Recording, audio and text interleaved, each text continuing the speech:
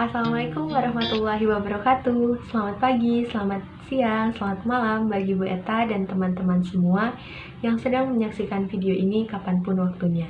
Sebelumnya, perkenalkan saya Lutfi Asifa dari Pendidikan Biologi A 2020 Universitas Negeri Semarang. Di video kali ini saya akan bercerita atau berstorytelling sedikit mengenai evolusi prokariot. Nah, kita langsung aja masuk ke ceritanya. Sebenarnya, dari mana sih prokariot ini berasal? Check it out.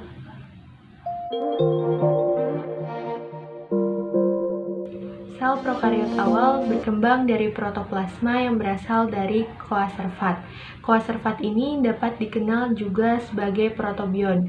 Protobion berasal dari dua gabungan kata, yaitu proto dan bios. Proto ini berarti awal dan bios ini berarti kehidupan. Sehingga protobion adalah suatu awal kehidupan bagi sel prokariot awal. Nah, sebelum terbentuknya sel prokariot awal, sebenarnya koaservat atau protobion ini berasal dari mana sih? Koaservat atau protobion berasal dari molekul DNA dan RNA yang dihasilkan secara abiotik. Lalu molekul DNA dan RNA ini selanjutnya akan membentuk koaservat, sehingga koaservat merupakan kumpulan makromolekul yang dikelilingi oleh molekul air, dan juga dapat menyerap substrat dari lingkungannya serta dapat melepaskan hasil reaksi metabolisme. Karena koaservat ini dapat disebut juga dengan protobion, maka protobion adalah kumpulan molekul organik yang memiliki ciri biologis. Di antaranya yaitu memiliki DNA dan RNA. Lalu protobion ini akan berkembang menjadi protoplasma dan berkembang lagi menjadi sel prokariot awal. Nah, itu dia awal mula terbentuknya prokariot. Sekarang kita masuk ke bagian kehidupan prokariot di bumi. Setelah terbentuknya sel prokariot awal, lalu prokariot ini merupakan sel yang mendominasi atmosfer bumi pada masa itu dan dapat hidup di berbagai tempat serta sangat mudah untuk berkembang biak, di mana prokariot ini dapat hidup di air panas, air dingin, air asin, air dengan suasana asam, basah, di dalam tanah maupun di dalam sel lainnya. Karena prokariot ini dapat hidup dalam keadaan apapun, sehingga kehadiran prokariot ini melimpah ruah di bumi selama miliaran tahun, yang merupakan awal dari kehidupan di bumi ini. Lalu prokariot ini akan terus berevolusi sehingga menimbulkan keanekaragaman metabolisme dan cara makan.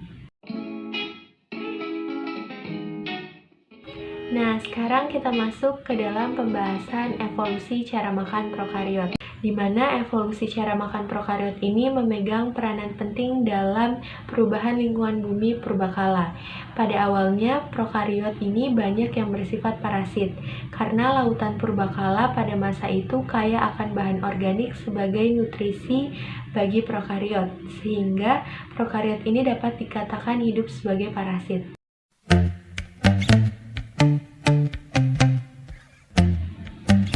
Setelah terjadinya evolusi cara makan, maka diikuti juga dengan evolusi metabolisme sehingga muncul keanekaragaman prokariot, di mana pada beberapa jenis prokariot terdapat pigmen penyerap cahaya matahari atau sinar UV yang dapat disebut prokariot fotosintetik.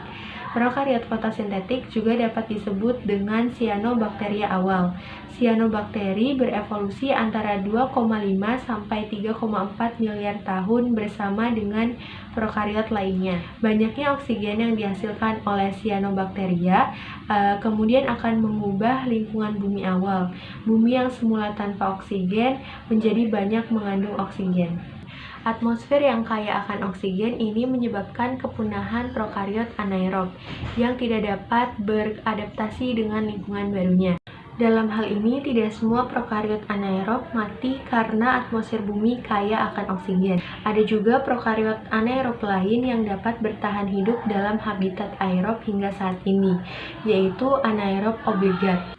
Nah, itu dia cerita singkat mengenai evolusi prokariot. Terima kasih kepada Bu Eta dan teman-teman yang sudah menyaksikan. Semoga video ini bermanfaat. Kurang lebihnya saya mohon maaf. Wassalamualaikum warahmatullahi wabarakatuh.